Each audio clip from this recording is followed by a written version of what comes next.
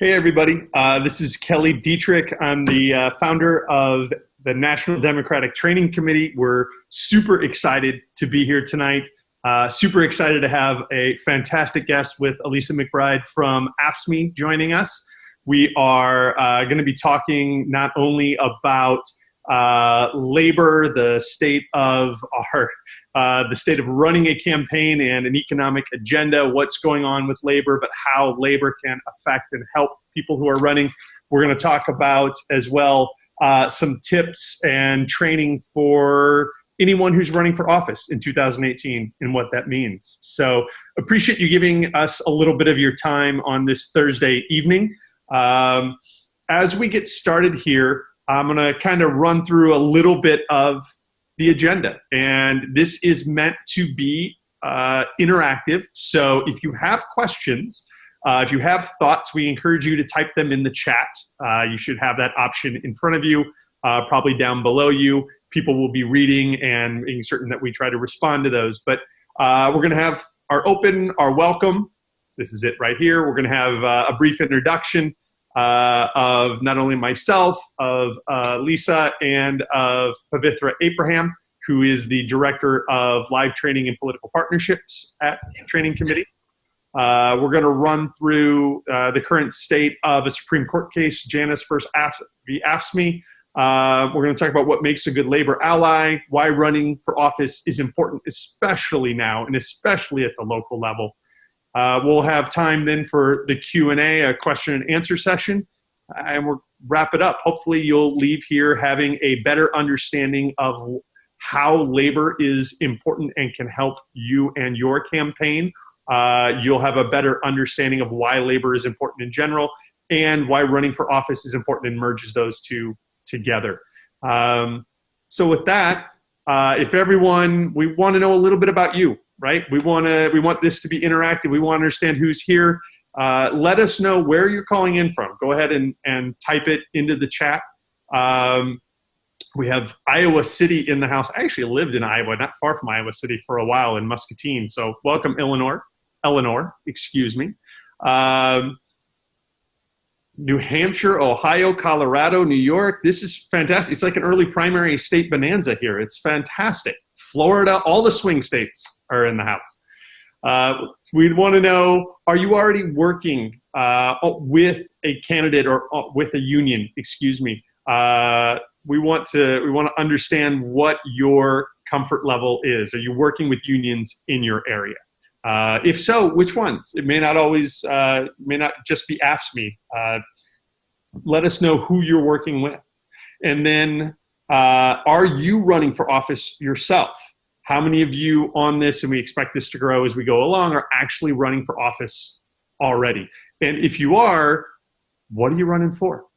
Oh, we got a great NEA member in the house. Fantastic. And if we haven't asked it yet, are you or a member of your family a member of a union?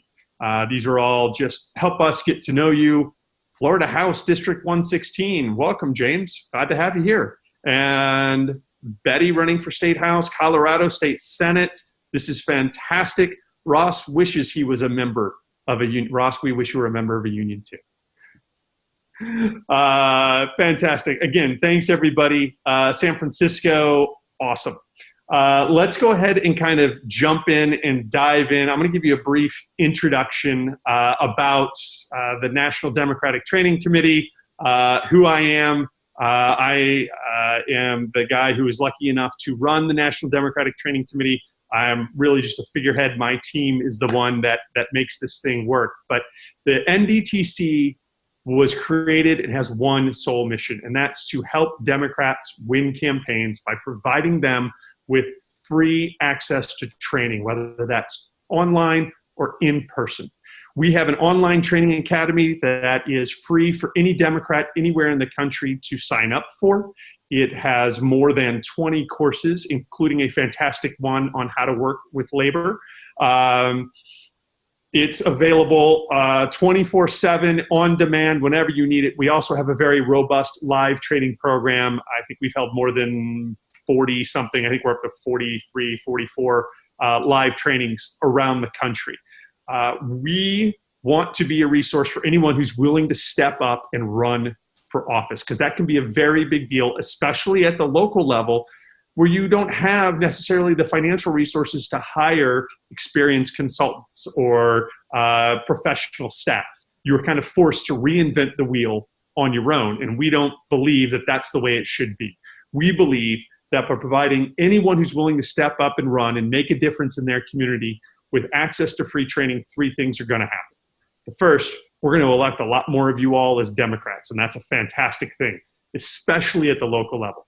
Number two, we're going to build a much deeper bench of future candidates for higher office, people who have proven themselves, who've built relationships. And then third, there's an up-ticket effect. If everyone who's out there running for school board, city council, coroner, we elect coroners in Illinois. I don't know why we do, but we do. If everyone out there just did 2, 3, 4 points better because they had access to free training, imagine how swing states like Missouri or Ohio would be affected. And as part of that effort, we have been incredibly lucky to have a fantastic partner along the way, and that is AFSCME. The AFSCME union has been incredibly supportive of our mission, has bought in with the fact that we should be empowering people in their homes, not just the wealthy few who can afford to run or be a full-time politician. People should be able to serve public office, have a career, come home, put their kids to sleep, log online for 45 minutes and learn how to run. And we're incredibly thankful for their help and support, and very lucky to have Alyssa McBride with us. Super excited to have you here. I'm going to take a moment, and I think I'm going to introduce Pavitra Abraham next, who is our Director of Live Training and Political Partnerships. We are very lucky to have Pav. She has taken our training from about 4 or 5 scheduled events to 40 plus, working with all 50 states and growing this huge. Pav, please go ahead and introduce yourself. Hey everyone, can you hear me? Awesome. Thanks, Kelly. And thanks, Elisa. So excited to have you on and to hear everything you have to share with us this evening. As Kelly said, my name is Pavitra, and I oversee our in-person training program here at the training committee. If you haven't already checked out our events calendar online, it's at our website, traindemocrats.org/events. Check it out. That is where we keep track and keep tabs of every state that we are going to. We have a goal this year of training 50,000 Democrats. We are well on our way to hitting that, which we're really excited about. We want to make sure, as Kelly said, that training is accessible to anybody, regardless of zip code, regardless of the size of race. And so we're really, really excited to get to do this, to get to bring training to your states, to bring it to your homes on evenings like this. So just want to say a huge thank you. I'm going to help with some Q&A at the end here, but really excited to be on with each and every one of you. Awesome. Thanks, Pav. Let me now introduce Alyssa McBride, the Secretary-Treasurer and the star of our How to Work with Labor course. Super excited to have you here. Alyssa joined the labor movement as a UAW member. Is that right? Nice. Nice. She's worked with factory workers to form unions in North Carolina, Texas, Ohio, Vermont, all over the country. She is now AFSCME's International Executive Board member, Executive Board elected, Alyssa, by acclamation to represent the union's 1.6 million members. Wow. As the Secretary-Treasurer, and also serves on the AFL-CIO Executive Council and the boards of Jobs with Justice and National Employment Law Project. What do you do in your spare? Do you have any spare time with all of that? Hey, we're all kind of crazy, aren't we? We do this work because we love it, I bet. Everybody on the phone. Absolutely. Thank you very much for being here. Why don't you tell us a little bit about yourself? Great. And I think I'm going to move right into some of the content that I'm going to be covering with you tonight. So first of all, greetings and welcome to all the candidates and potential candidates who are with us. And this is a really important moment for working people and union members, but also any working person who shares our values to run for office. We need folks like you as allies in elected office. We need union members in elected office. And what I'm going to be talking about is how AFSCME members could potentially partner with you because we share the same issue concerns. And that's a good thing because AFSCME members understand what's at stake in elections. We know that decisions made by policymakers affect us at work and at home and in our neighborhoods and in our communities. And we are incredibly experienced organizers and door knockers. And we put boots on the ground, especially in state and local races and in midterm elections. So the bottom line is AFSCME members and union members in general are the best supporters that a candidate could ever want. And so what we're going to turn to here is how is it that, let me tell you a little bit about our union, and then I'm going to talk a little bit about what are the values and concerns that we have. So let's actually go back to the last slide. And let me just say to the one, there we go. Yes. So AFSCME as a union is part of a broader labor movement. And even if you haven't been a union member yourself, you've felt the impact of the work that unions do because we advocate for policies and politicians that benefit all workers. And I'm sure you've heard the famous quote from Kennedy, "The rising tide lifts all boats." And that's exactly what is meant by this pro-union bumper sticker. We are the folks that brought you the weekend. And we've been instrumental in passing legislation at the state and local level on issues like paid family leave to make it possible for employees to spend more time with their children or taking care of a sick loved one without losing their income. So who are we at AFSCME, one piece of the labor movement? As Kelly mentioned, we represent 1.6 million members. Our members are in public service. We are nurses and engineers and social workers and corrections officers and administrative professionals, as well as 200,000 retirees who remain active members of our union. And while most AFSCME members work directly for government agencies or institutions, some work for private companies that cities or counties or states contract with, or the federal government contract with. So for example, a group of emergency medical services workers here in the District of Columbia who worked for a private company, but all of their work was for taxpayers in the city of DC, recently formed a union on the job and joined with our union because they do public service. Their work is paid for by taxpayers, but they worked for a private company that was contracted with by the city. The best way to explain who we are in AFSCME might be to let you know that we are the union that was representing 1,300 sanitation workers in Memphis, Tennessee, when they walked off the job in 1968. One of their coworkers was crushed. Two of their coworkers were crushed in the back of a sanitation truck because of a faulty mechanism that workers had been complaining about to the city. And that was really the thing that lit a fire in workers, even though they had many grievances in addition to that. That was the thing that led to folks walking off the job. And it's the strike best remembered for the iconic sign, "I am a man." And that's also the strike that brought Dr. Martin Luther King to Memphis, where he gave his prophetic mountaintop speech the night before he was assassinated.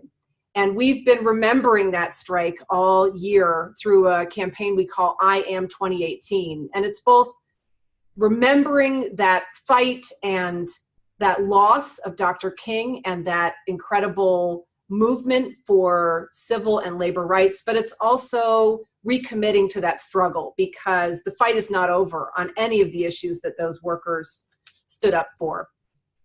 Another way to explain who we are is to say that members of our union and other folks who do public service are incredibly passionate about it. The vast majority of AFSCME members, when we poll them, say they care passionately about having the resources they need to serve the public with quality services.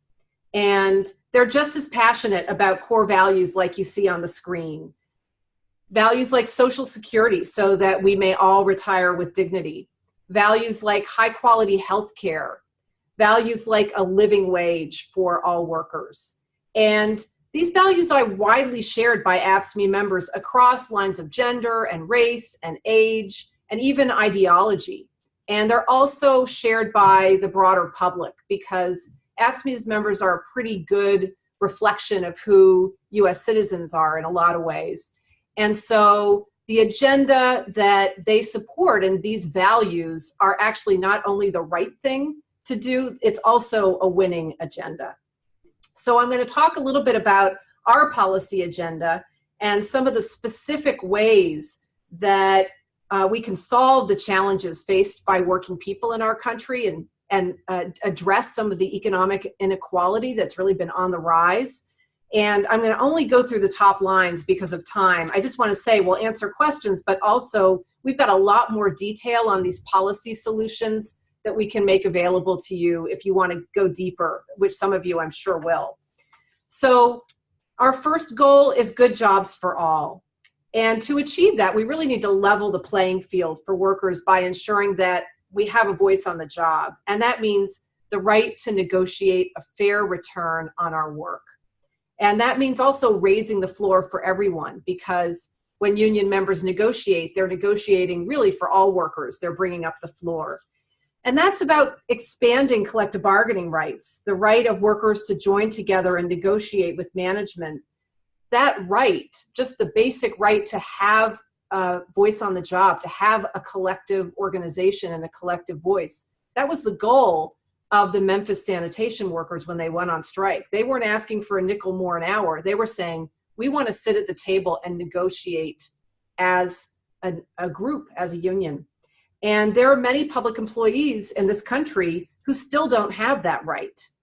For example, in the state of West Virginia, where you saw teachers and other school employees standing up for themselves, for their students, for the families, for the communities that they serve, they do not have the right to bargain collectively with their employers.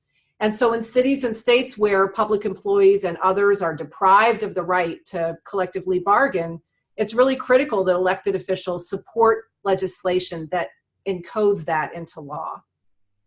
We also support living wage legislation, and we believe in bringing undocumented workers out of the shadows and on a path to citizenship. And all of that is about creating good jobs for all, as well as establishing the right to paid sick and family leave, quality, affordable childcare, reducing student debt so that no one is saddled with crippling debt, and also to encourage people to do public service work as a career.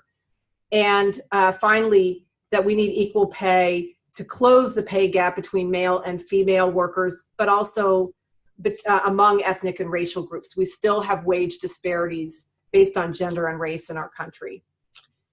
Next, we believe in healthcare for all, that healthcare is a right and not a privilege. And that means we've got to protect and strengthen the Affordable Care Act.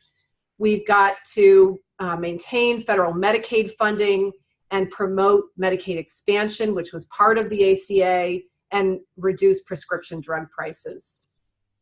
Retirement security is a big priority for AFSCME, but also for our entire nation. And that's actually the next slide. You'll see some of the issues that matter to public service workers, working folks, and I really think all Americans at this point, that first of all, we've really got to protect and expand Social Security. We have and will march and speak out to protect Social Security. But we've also got to expand and fully fund defined benefit pension plans, which are the only real way to ensure retirement security for workers. And we've got to have consumer protections for other forms of retirement, like 401k. And of course, we've got to make quality, affordable, long-term care accessible to all Americans. If you are like me and have parents who are aging, you know what kind of costs people can incur through long-term care. So we, just to sort of cover the question of public services, which, as I said, members of our union are passionate about. For AFSCME members, it's not just a job, it's a calling. So for example, those emergency medical service workers I mentioned, when they got the right to have a union on the job, they negotiated not just for wages and benefits, but also for the equipment they need in their ambulances to be able to do their jobs well. That was a crucial demand for them. So as a result, we've got an agenda around keeping taxpayers in control of public services and making sure that we're not outsourcing public assets and public jobs. We've got to close corporate tax loopholes, ensure that the wealthy pay their fair share, fully fund vital public services, and rebuild America's infrastructure. And unfortunately, as I'm sure you all see in your communities, we're moving in the opposite direction from all of these important policies. So the things that the sanitation workers stood up for 50 years ago in Memphis, labor rights and civil rights, are still things that we need to fight for now. And it's because we're facing some really heavily funded attacks on both labor and civil rights. The far right wants to take us back, way back, to before we had workers' rights, women's rights, voting rights, human rights. And that means that these issues that we're talking about tonight and these rights and our very democracy are at stake right now, which is why it's so important that folks are stepping up to run for office who've never run for office before, especially working people and their allies.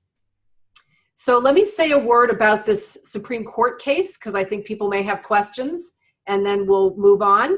So the Janus case, any day now, the Supreme Court is going to issue a decision that's going to really impact the ability of public service workers to have strong unions and a voice on the job. And I should be clear that even though this is a case where AFSCME is the named organization and it's out of Illinois, it'll affect every public sector worker in every state and every union in the country.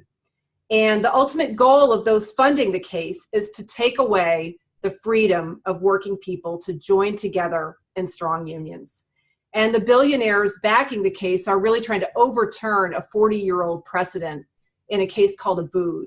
And that case, the Supreme Court at that time, which was still very ideologically diverse, unanimously affirmed that all employees represented by a union in the public sector can share the costs of representation and negotiations, even if those employees choose not to join a union. No one's forced to join a union. But when workers vote to form a union in the workplace, in the public sector, they must represent every single worker in that bargaining unit, whether or not people choose to join. And everyone benefits from the representation and the bargaining that is done. So it seems only fair that everyone should share the costs of negotiation and representation. And that's what this case is about. The far right is trying to overturn that decision and really a long time precedent. And those super wealthy political donors that are funding the case are part of the State Policy Network. If you haven't heard of it, you should know about it. It's a consortium of policy and legal shops. They've got a footprint in 49 of the 50 states, and they're funded by the same folks that fund the American Legislative Exchange Council, which you probably know as ALEC. They're also the same people who bankrolled Scott Walker's campaign when he rose to power in Wisconsin and gutted the rights of public employees and collective bargaining in that state, and therefore drove the economy down. And they're also the people, I just read a piece in the paper the other day, they're bankrolling attempts to get voters to vote against mass transit. And so they're really funding a similar, really pervasive and terrible agenda that's going to take us back. So we know this case is likely to be decided against us. We are organizing to keep our union strong regardless of the outcome. And we're doing it the old-fashioned way, the way that I hope you are organizing if you're running now, which is one-on-one conversations where we listen to people about what's on their minds. We ask members of our union to commit to sticking together when times get tough. And we're also educating them about what's at stake in these upcoming midterm elections, all in the same workplace and neighborhood conversations. And so we're going to continue to organize and negotiate a fair return on our work, no matter what happens in this case. And you can see that with school employees in West Virginia and Arizona and elsewhere walking out. Red for Ed is a great example of how that will continue no matter what the court does. So that's an overview of what we see as a winning agenda. Again, it's not just what matters to AFSCME members, it's also what matters to most voters in this country. And so it's the right thing to do, and it's the winning thing to do. And you can take the first step by committing to these policy stands, but also by listening to workers in your town about what's on their mind, showing up for their events, working people's events, Jobs with Justice events, union events, and finding out what's on their minds. And that's good for two reasons. One is it will mean you can effectively represent them if you win office, and it also means that you'll move them to volunteer for you. And as I said, if you lift up their concerns and their values and their dreams, they're going to want to join you in fighting for these issues and these values in the future. So with that, I'm going to turn it back over to the NDTC folks and be ready to answer questions.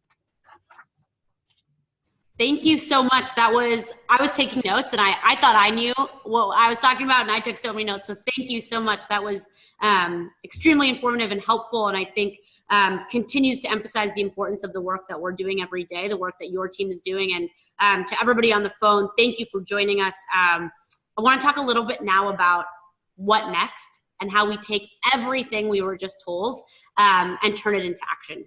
So why is running for office important? As you all know, as Kelly mentioned at the top of this call, the National Democratic Training Committee exists for one reason, and that is to provide training, free training to Democrats across the country and make this process accessible and open to anybody, any Democrat that wants to be involved. And so what I want to talk about here is a little bit about why this matters, why running for office is so important. So the first thing, and this speaks to a lot of Elisa's points, it allows you to engage with your community in a way that is unique and different and puts you in a position to actually advocate for change. You guys are thought leaders in your communities. You are folks that are already situated to impact change. And by running for office, you are institutionalizing that voice and putting yourself in a position to affect positive change. And that's a really powerful thing. The second piece here is that there's a ripple effect. What we saw after 2016, I think I always talk about it as the silver lining of what we saw after that election, is that there was this surge of energy and excitement and enthusiasm, and new people, women, people of color stepping up and running for office. And there's a ripple effect. When people in their communities see people like you that they've been engaging with, that they can relate to, stepping up and running for office and advocating for them, they feel empowered themselves. So we really want you all to take that role seriously and to understand that when you step up and you take responsibility and you run for office, you are impacting positive change and you are opening doors for other people in your community. Another thing with running for office and why it's important is that it allows you to talk about progressive issues in a really unique and particular way from a platform that you maybe didn't have before. Whether we like it or not, we're all following the news. We're following what our elected officials are saying. And as Elisa said, what happens with this case is really important. It's really important. It's going to affect our day-to-day. It's going to affect the bottom line. It's going to affect our ability to organize moving forward. When you run for office and when you are in a position to affect positive change, you're able to bring the issues that matter to you and your community to the forefront, and that's a really big deal. And lastly, it allows you to build authentic relationships. This makes the organizer in me, my heart sing. This is all about building relationships and having one-on-one authentic conversations. That's how we're going to move the needle. It's the only thing that ever has, is working with people in your community, is talking to them about the issues that matter. And running for office is a fantastic way to do that. So again, we're really counting on all of you to step up. Given everything that's going on, we are excited that you all are here, that you're taking this responsibility seriously, and we know the positive effect that you can have in your community. With that, I want to talk briefly about how our training platform works. So for those of you that aren't already signed up, you should go to traindemocrats.org, and there you will be taken to, this is our homepage. there's that big red button that says Get Trained. If you click on that button, you will be prompted and taken to a page to sign up for our online school. Our online academy has a series of courses that are all free that cover everything you need to know to run for office. It covers everything from deciding if you should run for office, what that conversation looks like, and how to get your campaign off the ground, all the way through running an effective get out the vote turnout program. So everything you need to know is in that online school. I can't say it enough. It's accessible. It's free. It's available 24/7. I like to compare it to Netflix. So you can get in there. You can get access. You can pause. You can come back. You can rewind. We haven't got the skip intro button yet, but I'll make a plug for it with our online team.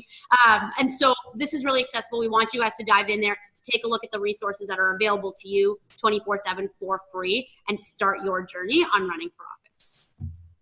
The next thing I want to show you here is just what, what our courses page looks like.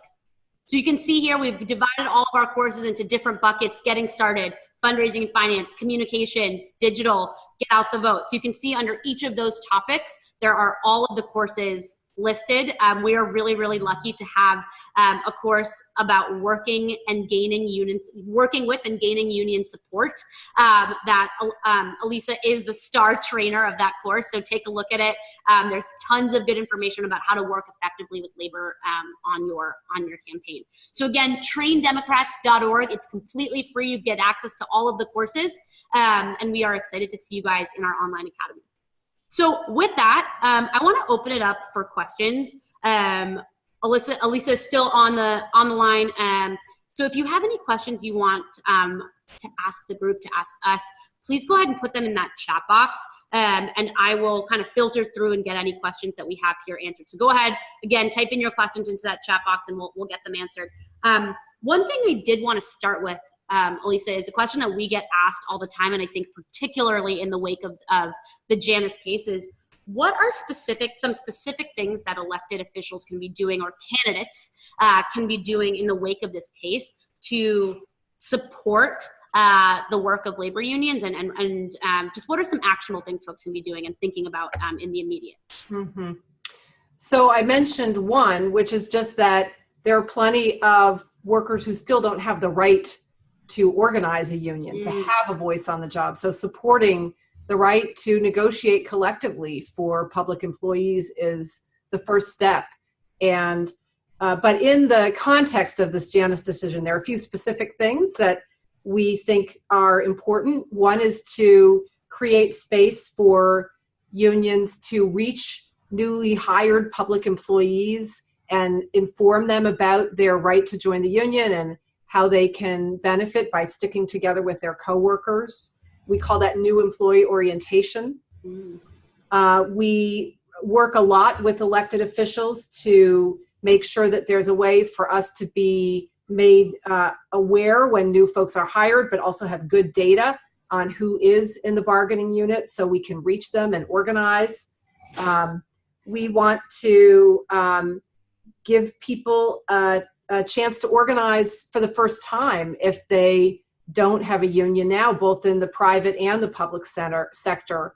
And that means having laws that enforce employer neutrality on whether workers form a union or not. It really should be up to workers, not bosses, when workers form a union, and making sure that those who do break the law against workers organizing or try to stop workers from organizing get penalized for it. So we want to make sure that it has been and should be the public policy of the land that we have democracy in the workplace as well as in our communities in our nation, and that means that people should be able to have access to a union, the ability to organize one, and the ability to communicate with each other once they form one. So those are some broad themes, and I can always provide specifics if anybody would like in follow-up. Awesome, thank you. Another question we got is, at what point on a campaign is it appropriate to start making contact with unions? So I'm running for office. At what point should I start reaching out to the unions in my community? I would say it's never too early. For one thing, it's a way to reach voters, that you can start to find out what's on people's minds, what concerns your constituents or your potential constituents have. So if you haven't yet, it's time. Awesome. Thinking about running. Yeah. And with that, another follow-up is what does outreach look like? Who do I reach out to? And who is the contact I'm looking for? What does that actually look like? Yeah. There's a lot on this in the series of classes that we did. So I would encourage you to look at those. It really is different in every town and state in terms of who are the right individuals.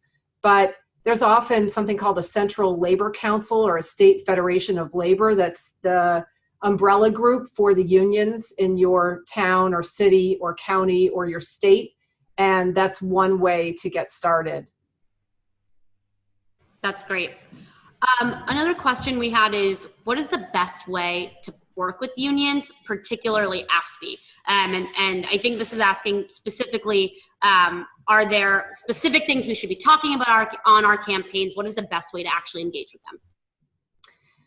Well, I would just think like an organizer. And I think Pavrithra talked about being an organizer. That's certainly my background and how I think about my work, which means that you want to really start by hearing what's on people's minds, what their concerns are, and what issues matter to them and their families and their coworkers and their communities, and create relationships. But, I think there's also some research to be done. A lot of this can happen online. Maybe you have a team helping you to understand which unions are present in your community or your city or your state, and who is the elected leadership of each of those unions so that you know who to reach out to formally in order to get access to folks. But a lot of this is about one-on-one communication, just like much else in the organizing world. That's exactly right. Thank you for that. And then one other question that came up was, will this be available on the training site? Terry, love that question. Absolutely. As Elisa just said, this course in our online school that's called Earning Union Support is in our online school. It's available 24/7. So you can see from her in that course exactly what we just talked about. What are unions you should be working with? How do you begin outreach? And what do those conversations actually look like? And then the rest of the content that we've been talking about today, again, is available in the online school, a whole series of courses that you can take a look at in there. So I think that wraps up the majority of questions that we have. I do want to just say a huge thank you to everybody for jumping on. Alyssa, let me throw it over to you first just to give us some closing words and thank folks for being on. Yeah, well, I'll just say in response to the chat, it's the Central Labor Council and the State Federation of Labor that are the umbrella groups for unions in your city or state. But there's also our website, AFSCME.org. You'll find there more details on the policy solutions that we believe reflect the majority views in our country, but also matter a lot to members of our union. And we've also got a directory of what states, we're in almost every state, but how to find us in each of your states and who our leadership is in those states. So that's another way to get a map of one piece of the labor movement. And I'll just say in closing that this is a time when democracy is at stake. Our very democracy is at stake in our workplaces, in our communities, and in our nation. And one way that that can really be addressed is by people like you who care about workers and workers' issues and who are workers yourselves and union members yourselves running for office. But another way is to really carry the agenda of people who are working hard for a living every day, sometimes 2 or 3 or 4 jobs, and still not able to support their families, support their communities. And we really need to change that in this country. So by you linking arms with working folks and unions in your community and running on an agenda of ending economic inequality and fighting on issues that matter to workers, we can really turn that around. So I'm so grateful that you're running or thinking about running, and I hope we can partner with you on that agenda. Thank you so much. I just also want to say a huge thank you to everybody. I know I've gotten the chance to talk with many of you in person and on previous webinars that we've done, and I just can't say it enough. Thank you for stepping up and this particular and interesting and tumultuous time in our world and in our country. We are counting on people like you, and I am inspired and feel lucky every day to get to do this work. So thank you, thank you, thank you. Go to traindemocrats.org to learn more. Check out our blog for continued updates and additional content about stuff that maybe isn't necessarily featured in our courses. Attend our live trainings, again, at traindemocrats.org/events. You can see all the trainings that we're going to be at.